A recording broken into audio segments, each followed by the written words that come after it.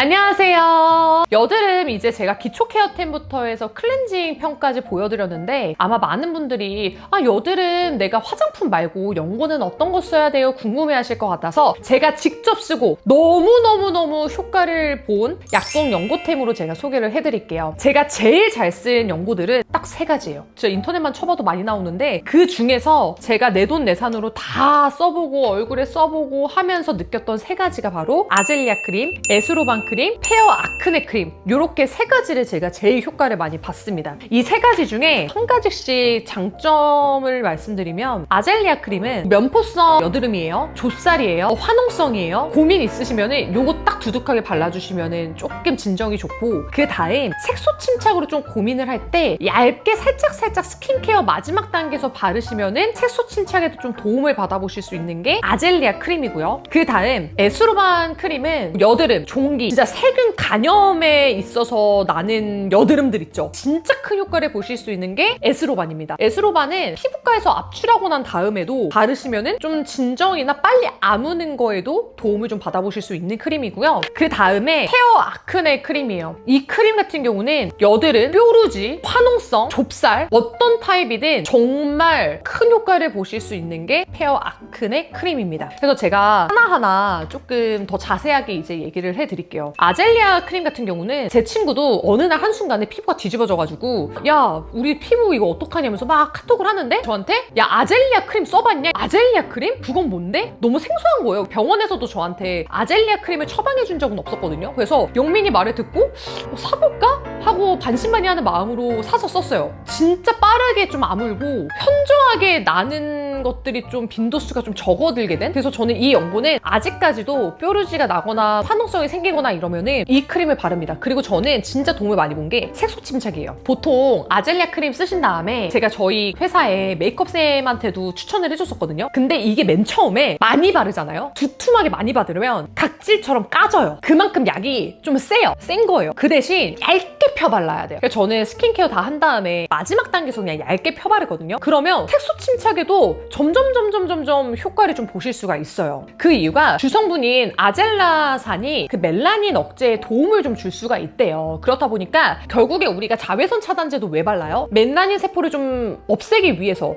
그렇잖아요. 그래서 요거 자체도 멜라닌 세포를 억제시키는 그런 또 성분이 들어가 있다 보니까 색소 침착에도 도움을 받아보실 수가 있고, 그러니까 염증 완화 이런 거에도 도움을 받아보실 수 있는 크림이 아젤리아 크림입니다. 용량 자체도 되게 넉넉해요. 30g이거든요. 근데 약국에서 사시면은 지점마다 다를 수 있지만 저는 25,000원 정도에 샀습니다. 요즘에 워낙 유튜버 분들이든 뭐 셀럽들이든 아젤리아 크림 되게 효과 많이 봤다라고 해서 약국 대란템이라고 또 하더라고요. 약사님이 알려주셨는데 이게 요즘에 제조사에서 진짜 없대요. 납품을 받기가 되게 어렵다고 하더라고요. 그래서 근처 약국 한번 보시고 있으면은 한 2개씩은 무조건 쟁이시는 거 추천. 그 다음 에스로반 연고예요. 근데 에스로반은 이건 좀 TMI이긴 하지만 제가 엉덩이에 옛날에 큰 여드름이 났던 적이 있었어요. 아우 정말. 근데 그때 이제 병원에서 여드름을 톡 짜고 추천해 주셨던 게 이 에스로반 연고예요. 엉덩이 뭐 종기나 아니면은 피부에 화농성 있죠. 진짜 큰 여드름이 났을 때 이 에스로반 연고를 바르면 여드름의 씨앗이 살짝 흐물흐물해지는 그게 있어요. 왜냐면 제가 압출을 하러 가기 전날에 에스로반을 듬뿍 바르고 갔었는데 압출하는 선생님이 씨앗이 톡 나오는 게 아니라 좀 많이 이렇게 물러져 있다라고 하시더라고요. 그만큼 이게 좀 안에서 여드름이 좀 흐물흐물하게 좀 잘 있게끔 만들어주는 속도를 좀 높여주는 크림인 것 같아요. 그래서 에스로반 같은 경우는 항생제 연고예요. 장기적으로 쓰셨을 때는 내성이 생길 수 있다라고 하는 일반적인 의학 정보들이 있더라고요. 그래서 그 점은 조금 참고해서 에스로반 같은 경우는 저는 매일 바르지는 않고요. 진짜 여드름이 생겼을 때 큰 경우나 아니면 압출하고 난 다음에 살짝 얇게 이렇게 톡톡톡 해주시면은 압출하고 난 그 흔적이 조금 덜 생기는 것 같아서 시작점에서 좀 발라주시는 것도 괜찮을 것 같습니다. 그 다음에 제가 진짜 좋아하는 크림 중에 하나는 페어 아크네 크림이에요. 제가 일본에 여행을 갔었을 때 돈키호테를 가잖아요. 근데 친구가 그러는 거예요. 돈키호테에서 꼭 사야 되는 필수템 중에 하나가 페어 아크네 크림이라고 하더라고요.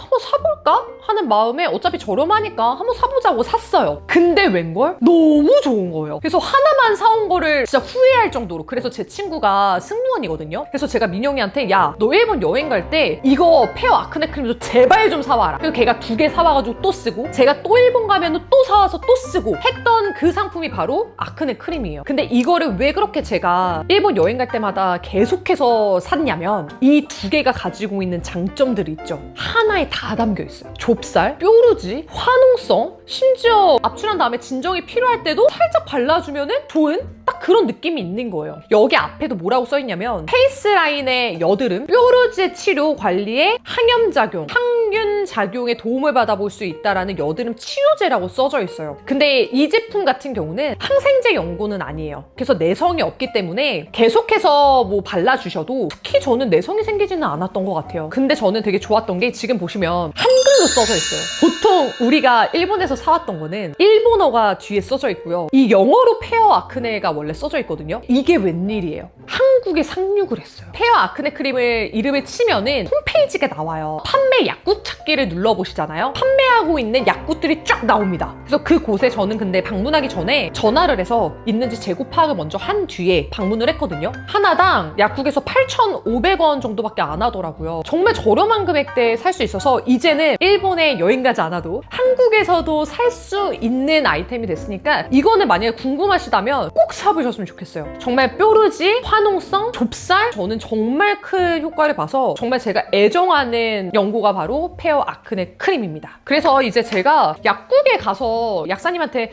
제가 여드름 연고 추천 좀 해주세요 하면 되게 다양하게 또 많이들 쓰는 그런 것들을 추천해 주세요. 그래서 저는 피부과에 갔을 때 내 피부 타입을 아는 게 제일 중요한 것 같아요. 내가 지금 피부과에 갔는데 염증성, 화농성 여드름이 되게 심해. 이렇다면 무조건 약을 처방받으세요. 제 경험상으로도 약을 처방을 받아서 먹어야 어느 정도 균은 좀 잡히는 것 같더라고요. 근데 약을 오랫동안 먹을 수는 없잖아요. 그래서 이런 연고들의 조금 효능 효과가 내 피부 타입에 맞춰서 쓰시면은 훨씬 더 효과를 좀 보실 수가 있을 것 같아요. 나는 진짜 화농성 여드름이 조금 빨리 익어서 압출하고 싶어. 그 속도를 조금 빠르게 높이고 싶어. 혹은 모낭염은 전 무조건 S로 봐. 모낭염이 저는 있어요. 조금 피부가 간질간질해요. 여기가 빨갛게 오독오독하게 올라왔어요. 하시면은 S로바는 그 주위를 바르고 며칠 주무시잖아요. 며칠 자고 나면은 모낭염이 진짜 말끔하게 낫더라고요. 그래서 요거는 진짜로 이름처럼 세균성 피부 질환 치료제라고 항생제 연고의 효과를 조금 톡톡하게 느껴보실 수 있습니다. 그 다음